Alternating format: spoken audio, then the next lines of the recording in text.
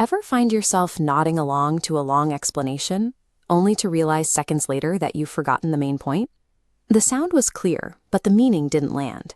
A strong listener behaves like an editor, filtering through the noise to capture specific, high-value information.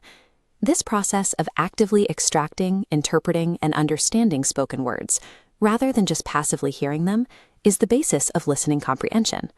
You are taking raw sound waves and sorting them into meaning and purpose. These skills apply to any format you encounter, whether you are listening to an audio recording, a casual conversation, a narrated story, or a video. The requirements for decoding stay the same. Effective listening is an act of separation. You must divide the core purpose of a message from the structural noise surrounding it. Let's test this with a routine conversation between a doctor and a patient. As you listen, target 3 specific pieces of information: the patient's problem, the doctor's advice, and the overall purpose of the visit. Hello, what can I do for you? I have been suffering from fever and sore throat since yesterday. Do you have a cough problem also? Yes, I have. Do you have any other symptoms? I also have a headache and shivering. Have you taken any medicine so far? No, doctor. Let me check your temperature. Now the fever is 40 degrees. Is there something serious, doctor? Don't worry. Take the prescribed medicines 2 times a day for 3 days and get some rest. Thank you very much, doctor. You're welcome. Get well soon. The basic flow of that conversation is easy to follow on a surface level. However, producing an accurate summary requires us to move past a simple raw transcription. A common mistake is trying to remember every single spoken word, treating a polite greeting with the same weight as a medical diagnosis. Here is the full text of the dialogue. To make sense of it, we sort the data into important ideas, the facts that build our core understanding, and non-important details, which are the background filler and pleasantries. We start by extracting the high-value medical data. The patient has a fever and sore throat. The doctor records a temperature of 40 degrees and issues clear instructions. Take prescribed medicines twice a day for 3 days and rest. Next, we isolate the conversational filler.